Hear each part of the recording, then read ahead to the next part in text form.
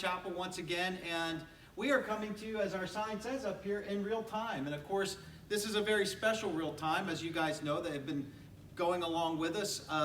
We kind of keep up with the idea of what's going on with the COVID-19 and all the other things with that, but also, and which honestly today we kind of heard some disheartening news, if it's true, and that is where our governor is adding another month, it seems like, or more than a month to this whole, shutdown. They've opened up a couple more things, but boy, oh boy, oh boy, when we see what other states are doing and what other places are doing, it kind of makes us jealous a little bit. We wish we can get back to doing what we want to do.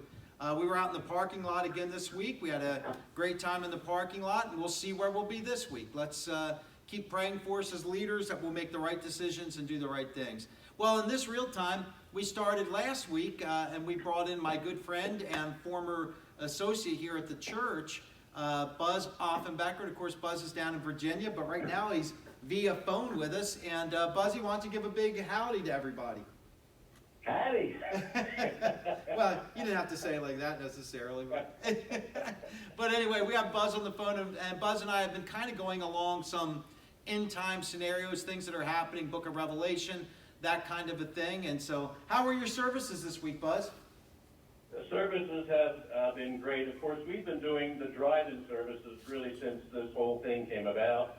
We've been allowed to do that. So this week, we even actually had people bring their chairs, and so they sat and they brought their chairs and sat by their cars. And so the service has been going great. It's been working out good for us. We've been able to put the speakers on extra volume, and so the people in the neighborhood are able to hear our service. We actually had people visiting us from the neighborhood and just come on their golf carts or very cool. See everything that's going on. So it's been going great. Yeah, we actually did the lawn chair thing too. I would say, just a guesstimate, I would say probably half or probably maybe 2/3 of the people stayed in cars, but a good third of them got out of their cars this time, and it's just kind of neat. It takes on sort of a celebratory sort of feel here, I guess you could say. But I know everyone's itching and longing to move again. But quite honestly, I don't know what we can accomplish inside the church that we can't accomplish in the parking lot, other than the teaching times are a little shorter, which most of the people say amen to shorter teaching times. So, that goes. I'll tell you what, I love being outside. We've actually had visitors and people drive by, because we're right on the street here. People drive by and they honk their horns, and so it's been great for us. We're going to do one more week of drive-in this week, and then the following week, we're allowed then to start meeting in the building at 50% capacity. And so that's what we're going to do. We're going to start and see how that works out. I'll tell you what, the drive-in has worked so great for us. I think in the fall, when the weather turns cool, we may do a month or so outside again, because people really, really love doing it. Buzzy, I've said since the inception of this, and I promise we'll get to the the end time stuff. I said since the inception of doing Calvary here, I've often wanted to put in an amphitheater type place where we can do outside services. Now, unfortunately, in New Jersey, the weather's not, but with the way the weather's going anymore, we really have just about 3 seasons. Well, really 2, because summer can get brutal, but with the way the fall and the spring are, you could go outside in this. So, but anyway, with all that said, let's. My phone's still going off, so if you hear, let me apologize to you. We're kind of working in sort of a techie deprived sort of way right here. We're going through my phone, and here's Buzzy's phone number. No, I'm just kidding you. So if you hear a beeping every once in a while, it's someone trying to come in over my phone, and unfortunately, I get a lot of phone calls. So I hope it's not going to be too much. Lord, please keep this thing calm. So Buzzy, when we left off, you and I, in talking, we were kind of mopping up a little bit of the seals, and of course the 7 seals, and we understand that at the end of the seals, you start to open up the trumpets, and of course at the end of the trumpets, you start to open up the vials or the bowls or whatever somebody wants to call them. So where are you feeling? What are you thinking right now? Where would you like to pick up and take off from? Why don't we pick up towards the end of the seals? You remember that the Lamb was given the 7-seal scroll. Yes. And as each seal is broken, we see the workings of the Antichrist as he tries to wrest control of the earth to himself. And so as each seal is broken, Mark, he adds something else, and then he adds something on top of that, because there will be resistance to his world conquest. Just as there's resistance now to, the COVID and the restrictions put on, we see in some states where people are starting to protest because they don't like what's going on. And so the same thing here, I believe, as the Antichrist begins to wrest control, there will be those who will resist, those who will protest. And so we see as the seals are removed, what he metes out to those people is a little bit more serious than the previous one. And then, of course, when the fifth seal... Now, wait, well, let me just ask you this then. So then, you're saying in the beginning with the seals were brought on by whom? Were they brought on by the enemy, or are they brought on by God? And now that, once you get from the seals, now we're going into the trumpets, are they brought on by the enemy, or are they brought on by God? What do you see them as? Again, I see the seals as the working of the Antichrist, because the scroll is not opened yet. Okay. Once the scroll is open, where that seventh seal is open, that's when we begin to see the workings of God himself. These are events that cannot be brought on by the Antichrist, by a man. These are events that have to come from God. Okay. And so we see when the seventh seal is open, the scriptures say that there is silence in heaven for about a half hour. Why? Because they're looking, as the scroll is unfolding, they're anxiously awaiting to see, and John is anxiously awaiting to see now what is going to happen next. It's almost like taking a deep breath before it happens. I heard a pastor explain it by saying, God knows what's about to be poured out, and even God pauses for a moment of, just like a moment of silence, in other words. It's a very awe-inspiring moment, isn't it? Yeah, and I'll tell you what, and I need to constantly remind myself this, and that's the fact that it's already written down. It's already written down by God himself. And so these are the events that are going to be happening. And Amen. So even though what we're reading was written in the past, I call it future history. Because these are the events that are going to happen. Why? Because they've already been written down by God. And so that seventh seal is open, and if you've ever been to fireworks, where you see that explosion in the air, and once that explosion happens, there's a bunch more that happen from that. Right, right. So that's what happens here. The seventh seal is open, and then all of a sudden what appears on the scene then are seven angels with seven trumpets, and these are what we call the trumpet judgments. These are, I believe, acts that come from God, right, not from Antichrist. Now, again, remember, we're still in this first 3.5 years of this 7-year tribulation. So let's pause there for 1 second. I don't want to make you lose your thought there, but let's pause there, because I think there's a misconception. I think there are many people who believe that, well, the wrath, the tribulation period doesn't really start for 3.5 years. Like, in other words, for some reason, people have this mindset the first 3.5 years really aren't that bad. Why don't you speak to that for just one moment? Well, you would think that from just looking at it from the outside looking in, but when you look at the seventh or the fifth seal, the picture there, John is looking at the altar, under the altar, the souls that are under the altar there, and there are a multitude of those who were killed because of their faith. So I don't believe these seals, this first 3.5 years, is a pretty sight at all. We haven't seen anything yet until the wrath of God comes down. I've heard it said that there's probably, you're probably talking at least a third of the world in the first 3.5 years will probably be destroyed, killed. Exactly. That's devastating. I mean, a third of the world. That doesn't sound pretty to me. That doesn't sound like an environment that I would like to live in. But yet, as you said, there are people who believe that the rapture or the snatching away of the church will not happen until 3.5 years into it. You know what? I just don't see it in my studies. Yeah. And again, why would Jesus punish his own body? If we are the body of Christ, why would he punish his own body? Yeah. What in the world is that hope that we're able to offer to other people? If it's like, look, we're going to offer you hope, but you got to wait 7 more years to get through it, right? I mean, what kind of hope are we offering if that's the hope we're supposed to be offering? that's not hope at all. No. And so, we see the evil that's prevalent today, and so the people that are alive during this time, and by the way, I believe there will be a church that grows out of this. In fact, there will be, and we mentioned this earlier before we came on the air, about the 144,000 witnesses, the Hebrew evangelists that are going to be set aside. Chapter 7 talks about that. People said, in fact, I had a question the other night. Someone said, well, will people come to know Jesus Christ after the rapture? And I said, yes, they will. There will be the 144,000 who will be Jewish people that are set aside. They are sealed, and their job is... Now, let me say this, because to that person ask you that question, it's funny.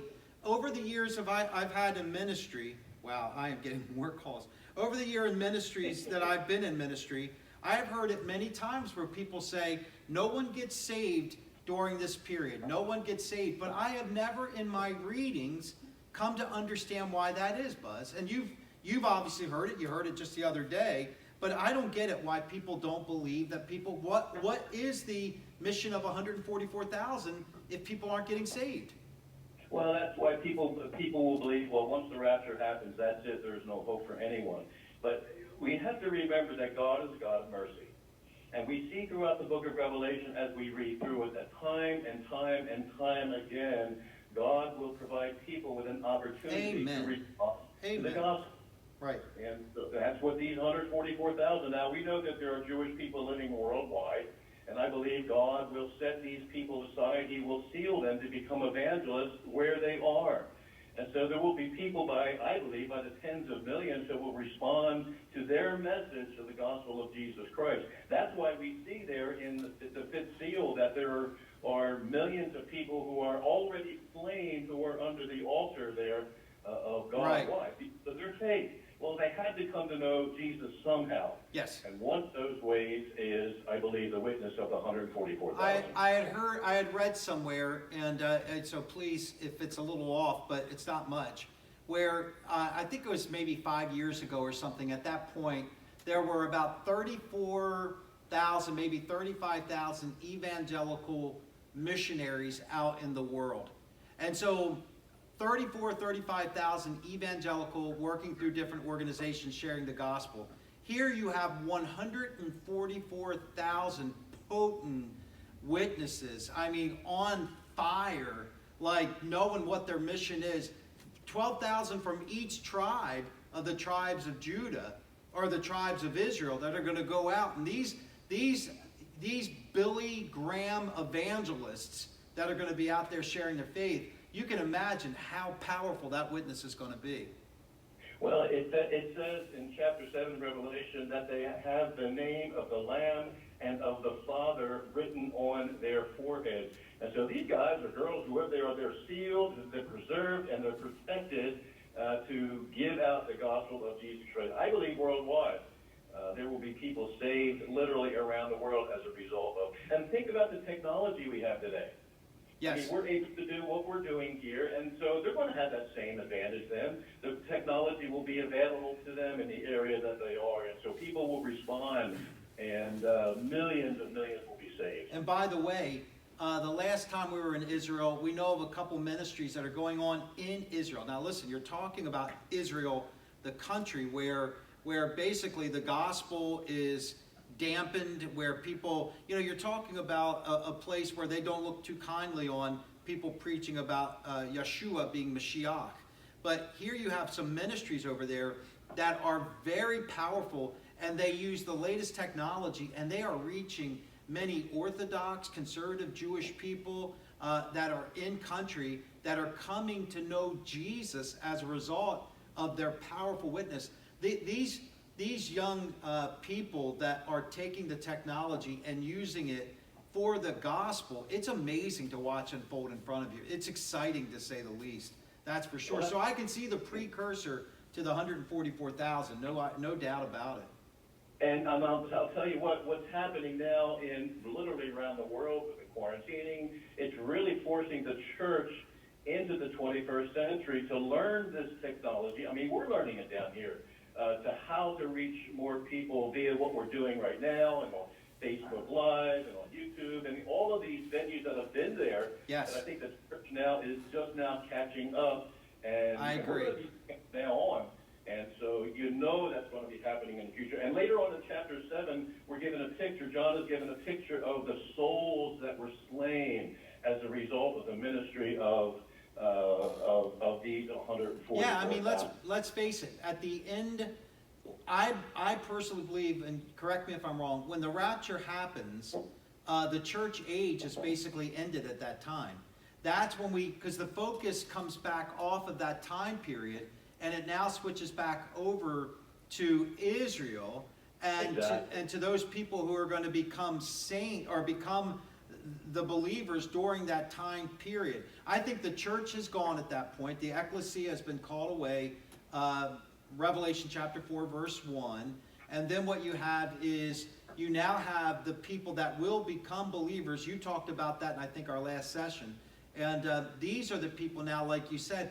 So, yeah, because if you don't have people coming to know the Lord, who are those people, pray tell, that are going to be under the altar asking God, when will you avenge us? When's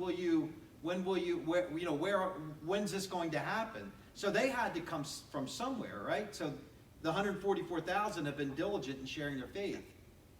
Exactly. And so, the Antichrist sees it. I'm sure when the rapture happens, as the Antichrist comes on the scene, finally we got rid of all of those Christians, those troublemakers. Right. Then all of a sudden, on his front door now, you have 144,000 witnesses, and millions of people are coming to know the Lord. Yeah. It's got to be driving the Antichrist crazy, and so he begins to mete out punishment a little bit more serious as each time goes. Why? To get rid of these people, and he does. Those souls that are at the altar, and because his fight, obviously, as the Antichrist, is against Jesus Christ and his church. Well, let's start breaking down the trumpets. Let's look at the trumpets a little bit more. Buzzy, of course, plays a trumpet. I don't know if you'll be playing one necessarily on that day, but you and Sarge can certainly play the trumpets, that's for sure. I'm sure there'll be a lot greater trumpeters than we are. Phil Driscoll. How about Phil Driscoll? But he can probably do it. Yeah. He could probably do it. So the trumpets now start getting unleashed, and of course the seventh seal introduces this. The seventh seal being broke open now introduces the trumpets. And as we get into these trumpets, what are we expecting, Buzzy? Well, now we're going to see the hand of God.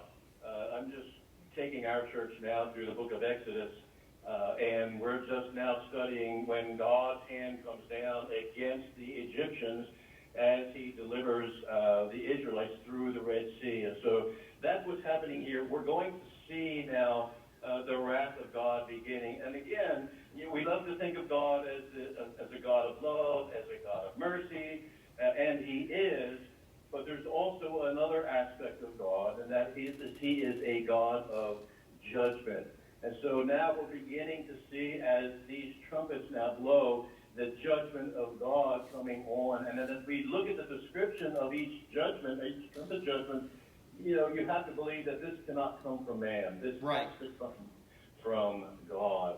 And so John sees that there's when the seventh seal is opened, he sees the angels now appearing there with 7 trumpets, and the trumpets now will begin to blow one by one. And as each trumpet is blown, there is an event then that happens on earth.